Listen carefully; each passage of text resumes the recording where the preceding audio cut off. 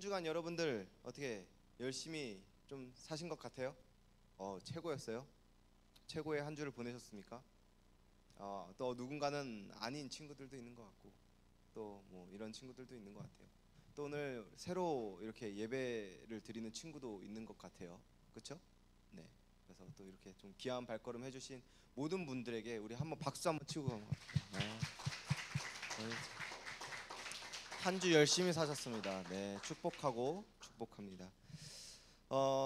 저도 정말 열심히 한 주를 살았던 것 같아요. 지금 오늘이 저한테는 정말 수련회급으로 바쁜 날인 것 같아요.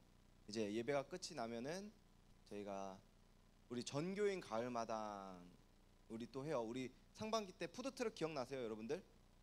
우리 그거 했던 것처럼 하반기에도 한 번 더 진행을 할 거예요. 그래서 그거를 준비를 위한 TF팀이 한 번 더 예배가 끝나자마자 모이게 될 거고, 끝나면 청년부 예배가 있고, 끝나면 1대1 양육 교육을 들어가요. 그래서 오늘 유독 조금 바쁜 날이기도 한데, 그러다 보니까 한 주의 삶이 진짜 바빴어요. 어느 정도로 바빴냐면 아이리가 기억이 잘 안 날 정도로 바빴어요. 물론 봤어요. 보고 웃겨주기도 하고 좋아할 똥기저귀도 갈아주고 다 했는데 유독 이번 주는 진짜 바빴어요. 거의 집에 들어가면 아이리는 자고 있고, 뭐 아이리 깨기 전에 나오니까 유독 그랬던 것 같아요. 여튼 그럼에도 불구하고 제가 이제 또 뒤에서 또 봤는데, 여러분들이 찬양하는 모습을 보니까, 또 앞에 나와서 이렇게 섬겨주시는 그런 모습들을 보니까 정말 감사했어요. 오늘 하루 그럼에도 불구하고, 이 피곤한 육신 가운데 있음에도 불구하고 이렇게 함께 예배드리는 것이 참으로 감사했다라는 시간이었습니다. 근데 저는 이 기쁨이요, 제가 누렸던, 방금 그 누렸던 이 기쁨이 그러니까 저 혼자 생각해서 누린 기쁨은 아니라고 생각을 해요. 왜 그렇게 생각을 하냐면 함께 했기 때문에. 그러니까 저 혼자 이 느낌이 좋아서 단순히 그냥 좋았다가 아니라 함께 만들어 갔기 때문에 기뻤고, 함께 찬양을 했기 때문에, 함께 섬겼고, 함께 예배를 드렸고, 함께 이 자리 가운데 모여 있기 때문에 저는 그것이 참으로 기뻤다라고 생각을 해요. 그래서 오늘 설교 제목처럼 나는 이렇게 했지만 으로 끝나는 것이 아니라, 그럼 나도 이렇게 하겠다라는 우리 함께의 의미가 조금 오늘 심겨졌으면 좋겠어요. 오늘 예배를 통하여서 우리가 하나 되는 공동체라는 것을, 또 함께 만들어가야 되는 공동체라는 것을 오늘 말씀을 통하여서 조금 깨닫는 시간이 되기를 소망합니다. 저번 주 우리는요, 옆 사람의 그 불의한 행동에 있어서 어떻게 해야 된다고 말씀을 드렸습니까? 꾸짖을 수 있어야 돼요. 그러니까 옆 사람의 잘못된 모습들, 그러니까 성경을 기준하여서 불의한 모습으로 떠나가는 그들을 향하여서 우리는 꾸짖을 수 있어야 돼요. 왜요? 그들이 그 불의한 길로 나아가면 결과가 뭐예요? 사망이고 멸망이기 때문에 우리는 그들을 속히 꾸짖어서 다시 진리의 길로, 우리 또 하나님께서 보시기에 합당한 길로 우리는 인도할 수 있어야 돼요. 그렇기 위해서는 우리는 꾸짖어야 되고, 또 꾸짖을 수 있는 용기가 필요해요. 그게 저번 주의 내용이었습니다. 그래서 한 주간 여러분들이 그러한 역할로서 세상의 빛과 소금으로서 살아오셨는지 모르겠어요. 정말 내 옆에 있는 친구가 잘못 걸어가고 있을 때, 하나님의 말씀에 좀 어긋난 행동으로 그들을 하나님의 마음을 아프게 할 때 좀 그렇게 꾸짖었는가, 아니면 나는 방치했는가, 한번 점검해 보셨으면 좋겠습니다. 오늘 말씀은요, 이스라엘 백성들을 꾸짖었던 이 느헤미야는 그럼 어떻게 행동했는가, 이 뒤이어서의 내용입니다. 그리고 오늘 우리는 그의 모습을 보면서 우리도 그렇게 살아가야 되지 않겠는가 결단하는 시간이 되셨으면 좋겠어요. 자, 14절 어떻게 시작하냐면요, 이렇게 시작을 합니다. 우리 14절 함께 볼까요? 자, 14절입니다. 함께 읽겠습니다. 시작. 또한 유다 땅 총독으로 세움을 받은 때 곧 아닥사스다 왕 제20년부터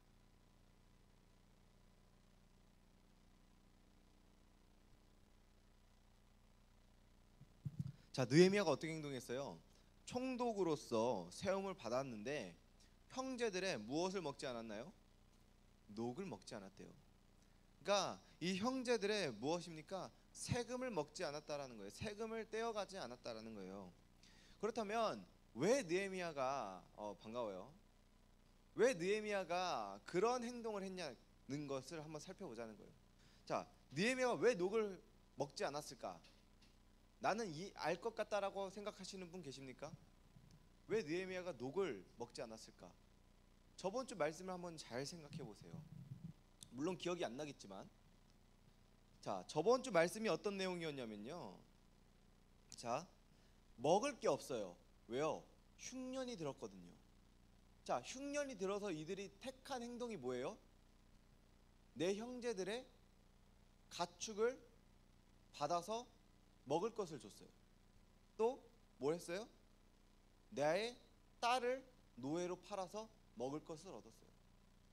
또 내 자녀들을, 또 내 아내를, 그리고 끝내 자기 자신도 노예로 들어가면서 먹을 것을 얻었다라는 거예요. 그만큼 어려운 상황이었어요. 흉년이었고 또 이 형제들끼리 그런 불의한 행동을 할 정도로 정말 어려운 상황이었어요. 그런 모습 속에서 느헤미야가 무엇이라고 말했냐면 자신은 총독으로서 형제들의 녹을 먹지 않았다라고 말을 합니다.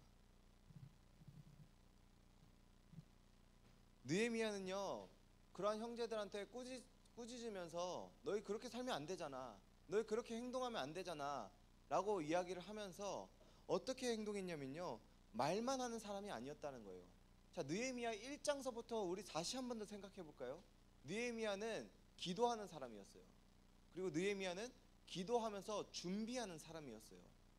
그리고 행동했어요. 움직이는 사람이었어요. 지금도 동일해요. 느헤미야는 기도했고 이들을 위해서 꾸짖었고 그것을 말만 하는 사람은 아니었어요. 행동까지도 이어가는 사람이었다라는 것이죠. 근데 사실 이 느헤미야를 향하여서 그 누구도 뭐라 할 수 없는 사실 느헤미야의 포지션이었어요. 느헤미야의 직업이 지금 뭐예요? 총독이에요. 총독은 지금으로 치면은 국회의원 정도라고 생각하시면 돼요. 그러니까 국회의원들이 사실은 그렇잖아요. 우리가 여러분들이 아닌 그 부모님들이 내는 세금을 가지고 이들이 먹고 사는 것처럼 이 총독 또한 그랬다는 거예요. 그들이 낸 세금을 가지고 먹고 사는 직업이었어요. 그렇기 때문에 형제들의 녹을 받는 것, 형제들의 녹을 가지고 이 느헤미야가 살아가는 것 전혀 문제될 게 정말 눈꼽만큼도 없는 포지션이었어요. 그런데 이 느헤미야가 어떻게 행동을 합니까? 어떻게 말을 해요? 총독으로서 인정받는 위치였고 총독으로서 녹을 먹는 것이 당연했고 또 그렇게 해야 했는데 그가 어떻게 행동을 합니까? 녹을 먹지 않았어요. 그럼에도 불구하고 본인이 가지고 있는 모든 지위와 모든 능력을 다 가지고서도 충분히 이해가 되는 모습임에도 불구하고 그럼에도 불구하고 그는 형제들의 녹을 먹지 않았다라는 거예요. 그는 행동으로 보인 사람이에요. 그렇다면 왜 느헤미야는 다른 이들과 다르게 다른 총독들과는 다르게 이들의 녹을 먹지 않은 채로 살아갈 수 있었을까? 이에게는 도대체 무슨 특별함이 있었을까? 느헤미야는 어떤 특별함을 가지고 있는 존재였기에 이렇게 행동할 수 있었을까? 그것은요, 우리 15절을 통해서 알 수가 있어요. 우리 15절 우리 함께 읽어볼까요? 시작. 나보다 먼저 입었던 총독들은 백성에게서 양식과 포도주와 또 은 40세겔을 그들에게서 빼앗았고 또한 그들의 종자들도 백성을 압제하였으나 나는 하나님을 경외함으로 이같이 행하지 아니하고.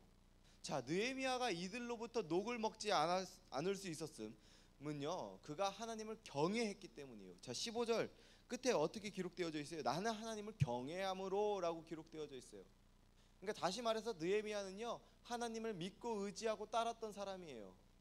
그렇기 때문에 자신이 형제들이 지금 어려운 상황 속에 있는데 내가 이들의 녹을 먹는 것, 세금을 빼앗아 가는 것이 결코 합당하지 않다라는 것을 알았던 존재예요.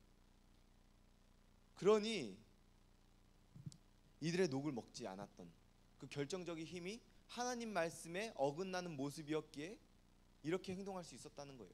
왜? 그는 하나님을 경외하는 사람이었기 때문에. 이러한 모습, 이 느헤미야가 보여준 모습, 하나님을 경외하기 때문에 하나님의 말씀에 어긋나는 행동에 행하지 않는 그런 결단과 용기, 그런 모습이 우리에게도 필요하지 않을까요? 하나님을 경외하기에 형제들의 고통에 함께 동참하는 모습, 이 느헤미야가 보여준 그 모습이 우리에게도 필요하지 않겠습니까? 이 말은요, 여러분들을 향하여서 형제들의 고난을 우리 함께 받아야 돼, 너 고통받았으면 좋겠어, 너 고난받아야 돼 라고 말을 하는 게 아니에요. 그건 저주지. 너 고통받아야 돼, 너 고난받아야 돼, 너 힘들어야 돼, 그건 저주예요. 근데 이 말씀은요, 저주를 내리는 게 아니에요. 하나님을 경외함으로 말미암아 형제들의 어려움, 형제들의 고통, 형제들의 고난을 공감해주고 위로해주고 품어주라는 거예요. 우리는 위로와 공감과 그들이 회복할 수 있도록 함에 있어서 그것을 통하여서 우리는 고통에 동참해야 된다는 거예요. 내가 아프니까 나도 아파야지가 아니라 애가 아프니까 위로해줘야지가 돼야 된다는 거예요. 여러분들도 어떻게 친구들의 고난 가운데 좀 공감을 해본 경험이 있으십니까? 내 친구가 정말 너무 힘들어서 내가 그 친구를 위해서 공감해주고 위로해줘서 그 친구가 회복할 수 있도록 도와준 경험이 있으십니까? 저는 뭐 정말 큰 경험이 한 번 있었어요. 그러니까 제가 지금이야 막 여러분들 앞에서 되게 막 이렇게 웃기려고 노력하기도 했고요, 또 많이 웃어주는 편인데, 사실 저는 저희 어머니가 늘 말씀하시기로 제 별명은 로봇이었어요. 감정이 없었어요. 딱히 슬프지도 않았고 딱히 기쁘지도 않았고 뭐 그렇게 생각할 수도 있었어요. 뭐 많은 이들이 저를 보면서 로봇이다, 얘는 감정이 없다, 얘는 공감 능력이 현저히 떨어지는 애다라는 이야기를 참 많이 했어요. 그래서 아까 방금 정확하게 들렸는데 사이코라는 별명도 되게 많이 들었어요. 실제로 군대 가서도 제 별명은 사이코였어요. 진짜 이 사이코라는 별명을 정말 많이 들어와서 사실 너무나 익숙한 별명이기도 하고, 그러다가요, 제가 첫 사역지에 나갔을 때, 첫 사역을 하고 있을 때 그 해에 어떤 일을 경험했냐면 할머니께서 소천하셨어요. 저희는 할머니를 모시고 살았거든요. 제가 어렸을 때 7살 때부터 할머니를 쭉 모시고 살았어요. 그러니까 제가 힘든 것보다 저희 어머니가 힘들었겠죠. 친할머니를 모시고 살았으니까. 어떤 느낌이었냐면, 사실 할머니가 소천하셨을 때 그때 그 모습을 저와 어머니가 최초로 발견을 했고, 그때 그렇게 크게 슬프지가 않았어요. 그러니까 묘했어요, 감정이. 막 심폐소생술을 하고 있는데, 아세요? 여러분, 심폐소생술을 배우면 갈비뼈가 부러질 정도로 해야 된다라고 하잖아요. 그 갈비뼈가 부러지는 느낌이 나는데 묘했어요. 막 좋다가 아니었어요. 좋은 감정으로 묘한 게 아니라, 이게 맞나? 지금 이 갈비뼈 부러지는 이 느낌과 함께 오는 이 감정, 아니다, 잔다 라는 생각을 많이 했던 것 같아요. 그 당시에 아니다, 이거 할머니 잔다, 할머니 잔다 하면서 심폐소생술을 계속했던. 사실 저는 할머니가 소천했을 때 진짜 슬프겠다라는 생각은 하고 있었어요. 그리고 할머니가 곧 소천한다라는 사실도 알고 있었어요. 그래서 슬프겠지, 왜냐면 할머니랑 함께 해온 시간이 정말 너무 길었어요. 그래서 저는 그 시간이 너무나 길었기 때문에 쌓았던 추억들과 뭐 이런 것들이 있었기 때문에 너무 슬플 거라고 생각을 했어요. 근데 웬걸 할머니의 그 소천하신 그 모습, 그러니까 그 딱 목격했을 때 그냥 묘했어요. 막 슬프다는 감정이 없었어요. 그리고 나서 이제 뭐 장례를 치르고, 뭐 장례를 치렀을 때도 막 그렇게 크게 막 감정적으로 막 그게 없었던 것 같아요. 할머니를 뭐 화장하기 직전에 한 번 더 보면서도 뭐 그렇게 막 온 가족이 다 우는데 저 혼자 안 우는 그런 상황이었어요. 그러고 나서 이제 시간이 지나고 나서 장례를 마치고 나서 곧바로 집에 돌아왔을 때 그때 모든 게 무너졌어요. 진짜 감정선을 그냥 지켜왔던 것 같아요. 모든 게 무너져 내렸어요. 너무 슬펐고 너무 힘들었어요. 왜냐면 할머니랑 싸운 시간들이 너무나도 길었고 너무 많았고 되게 그렇기 때문에 또 할머니께서 저를 되게 예뻐했어요. 그 약간 그런 거 있잖아요. 손자들을 사랑하는 그 할머니와 할아버지의 사랑이 어마무시하잖아요. 약간 그런 느낌을 많이 받았기 때문에 되게 컸어요. 그리고 나서 집에 왔을 때 그 감정선이 무너졌고 너무 슬펐고 너무 힘들었고 할머니 방 안에 들어가는 것이 너무나 힘들었어요. 그러니까 제가 이 경기도로 이사 오기 전에, 그러니까 이 결혼하기 전에 단독주택에서 살았어요. 그래서 뭐 2층에 저희가 살고 3층에 할머니가 살도록 장소를 마련했어요. 그래서 3층을 올라갈 수가 없었어요. 그 계단을 올라가는 것이 너무나 힘들었어요. 그 공간에 들어가면, 이 방문을 열고 들어가면 그 침대 위에서 할머니가 일어나가지고 뭔가 약간 좀 이렇게 좀 안 어울릴 수 있지만 강아지 왔어 라는 많이 들어보지 않았어요? 강아지 왜 강아지인지 모르겠지만 약간 우리는 약간 동물의 의인 좀 비교가 많이 됐던 것 같아요. 강아지 왔구나. 이쁜 내 새끼 왔어. 강아지 왔어. 가끔은 애기 왔어. 다 컸는데 애기 왔다라는 소리도 들어보고 유일하게 그런 이야기를 해주시는 분이었기 때문에 근데 그 방문을 열고 들어가는 것이 힘들었어요. 너무 어려웠어요. 그 사건이 저한테는 굉장히 큰 이 감정선의 변화가 있었던 사건이에요. 그 뒤로 저는 물론 이제 그 뒤로는 진짜 사이코라는 별명을 들어본 적이 없는 것 같아요. 그리고 싸가지 없다라는 이야기도 조금 덜 들었던 것 같아요. 제가 지금 좀 살이 쪄서 그렇지 그때 굉장히 이제 또 이제 체대 준비하다 왔으니까 그 체대생들의 약간 그 좀 날카로움이 좀 있었어요. 그리고 그러다 보니까 동기들이 저한테 말을 잘 안 걸었어요. 나중에 그 동기들이랑 언제 친해졌냐면 4학년 돼서 친해졌어요. 그러니까 1학년 하고 군대 2년 갔다가 2, 3, 4 6년 만에 동기들이랑 대화를 하기 시작했어요. 그러니까 6년 동안 저는 약간 좀 자발적 아싸였다. 누군가가 아싸로 만든 게 아니라 내 스스로 아싸의 길을 택했었다 정도의 삶을 살았거든요. 그러다가 4학년이 돼서 동기들이랑 말을 하면서 그때 동기들이 말해줬어요. 사실 형이 너무 싸가지 없이 생겼어가지고 말을 걸기가 싫었다. 그리고 저 사람은 나한테 말을 안 걸었으면 좋겠다 싶어서 많이 피해 다녔었다 라는 이야기를 진짜 많이 들었어요. 근데 사실 그 사건 이후로 저한테는 그 할머니의 소천이 있었던 이후로 많이 바뀌었어요. 그게 3학년 때인가 아마 그랬을 거예요.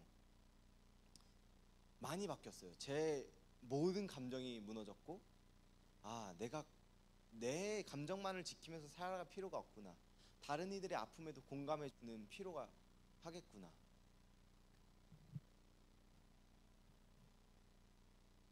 그러면서 제가 그때 뭘 했냐면 진짜 어려운 사람들을 돕는 데 많이 힘썼어요. 뭐 미혼모 가정들을 위해서 많이 했어요.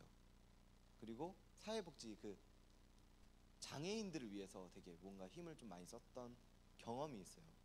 어떻게 했냐면 그 예전에 그 뭐가 한참 붐이었냐면 그 민속촌에 그 기억나세요? 사또랑 그 광수 닮은 그 있잖아요. 민속촌에 막 있었던.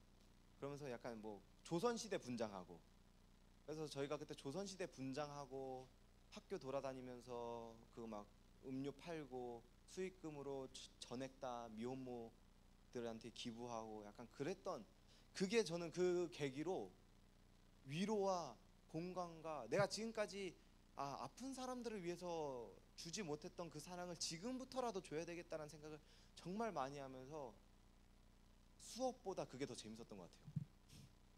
솔직히 공부보다 그게 더 재밌었어요. 정말 열심히 사람들을 위해서 헌신했고 도왔고, 그리고 크리스마스가 되면 저는 단 한 번도 데이트를 했던 적이 없어요. 크리스마스가 되면 항상 크리스마스 트리와 이 산타 복장을 하고 노숙자들을 찾아갔어요. 노숙자들을 찾아가서 방한용품을 주면서 밥 한 끼라도 할 수 있게끔 작은 소정의 뭔가 식사를 할 수 있는 약간 그런, 뭐 돈을 드리다기보다는 할 수 있는 그런 식사들을 좀, 재료들을 좀 드리면서, 저는 그날 이후로 모든 공감과 위로와 그 사람이 일어설 수 있도록, 회복할 수 있도록 많이 도왔어요. 느헤미야가 그랬어요. 아니, 느헤미야는 더 했죠. 느헤미야는 녹을 먹고 살아야 돼요. 왜요? 생계를 위해서. 본인이 먹고 살려면 녹을 먹고 살아야 돼요. 근데 그것마저 포기했어요. 왜? 내 형제들이 힘들어하니까, 내 형제들이 아파하니까 내가 저들을 위해서 공감해주고 위로해주고 내가 저들을 회복시키기 위해서 나 또한 저런 고통에 동참해야 되겠다라고 생각했어요. 그래서 느헤미야는 그들의 녹을 먹지 않았다는 거예요. 그 또한 고난의 길을 함께 걸었어요.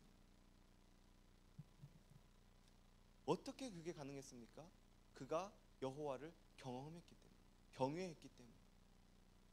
사랑하는 청소년부 여러분, 느헤미야는요 백성들의 어려움을 함께 나눴어요.